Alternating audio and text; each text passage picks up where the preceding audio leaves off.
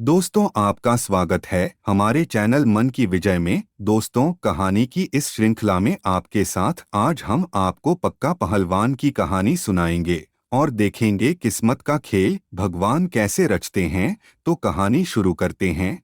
एक समय की बात है, एक गांव में एक लड़का रहता था। उसके माँ बाप बहुत गरीब थे। लड़का भी दुबला पतला था। वो दोस्तों के साथ नहीं खेलता था, वो अकेला रहना पसंद करता था। एक दिन उसके दोस्त खेल रहे, वो पहाड़ की चोटी पे बैठा था। वो डरपोक था, लेकिन उस पहाड़ पर उसे बैठने में मजा आता था। वहीं से उसी गांव का राजा की टोली भ्रमण के लिए निकला था। उसके साथ राजकुमारी भी थी।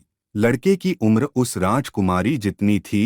तभी राजा ने देखा कि वो पहाड़ पे बैठा है। राजा बोला, क्या निडर लड़का है। अपने सेनापति से बोला कि इस लड़के को बुलाओ राज दरबार में। अगले दिन राजा के सेनापति ने उन्हें सैनिक भेजे लेने के लिए। लड़का राजमहल देख के बहुत खुश था, लेकिन उसको भनक नहीं थी उसके साथ क्या होने वाला था। राजा ने कहा, बहादुर लड़के, तुम बहुत बहादुर हो। वहां राजकुमारी भी थी, वो उसे देख के खुश था। राजा के हमें हम मिला रहा था, सीना तान के खड़ा हो गया। तभी राजा ने कहा, हमें ऐसी खबर मिली है कि इस गांव के जंगल में एक शेर है, उसका शिकार करना है। लड़का बोला, अच्छा तो फिर। राजा ने बोला, तुम बहादुर हो, तुम जाओगे। लड़का हक्का बक्का हो गया, बोला, मैं कैसे जा सकता हूँ। राजा बोले, अपने सेनापति को इसको शिकार के लिए तैयार करें।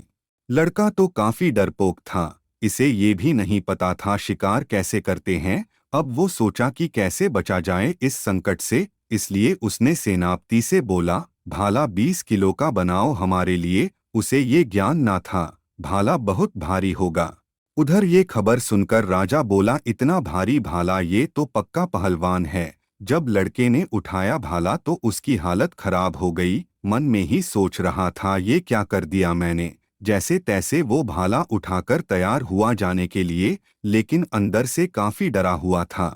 वो सोच रहा था कैसे इस मुसीबत से निकले। तभी राजा ने बोला, घोड़ा पसंद करो जिससे तुम जाओगे। वो सोचा, घोड़ा अगर कामजोर चुनूंगा तो मेरे और भाले के भार को से ही ना पाए, तब उसको जाना नहीं पड़ेगा। तब उसने घोड़े के भीड़ में एक मरियल सा घोड़ा चुन लिया। ये देखकर राजा बहुत प्रसन्न हुआ, क्योंकि लड़के ने जो घोड़ा चुना वो सबसे तेज भागता था। राजा बोला, ये तो पक्का पहलवान है। घोड़े को देख के समझ गया ये इतना तेज होगा। अब उसे जाना पड़ा शिकार पे। उधर जाते समय जिस घोड़े पे था वो सबसे आगे निकल गया। लड़के को समझ नहीं आया ये क्या कर लिया। सैनिक बहुत पीछे थे। घोड़ा भागते भागते हुए अचानक जहां शेर था वहीं पहुंच गया। अब लड़के के सामने शेर था। लड़का बहुत डर गया। वह घोड़े से उतार के पेड़ पे चढ़ाने लगा। उसने जान बचाने के लिए भाला भी जैसे तैसे साथ रखा और चढ़ गया पेड़ पे। शेर उसके पास आया दहाड़ते हुए। लड़के ने भाले को हाथ में लेकर शेर को बोल रहा, भाग यहाँ से शेर। ऐसे बोल ही रहा था, लेकिन शेर पीछे ना हट रहा था और पेड़ पे चढ़ने की कोशिश करता है।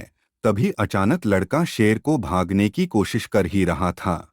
लड़के के हाथ से भाला छूट जाता है।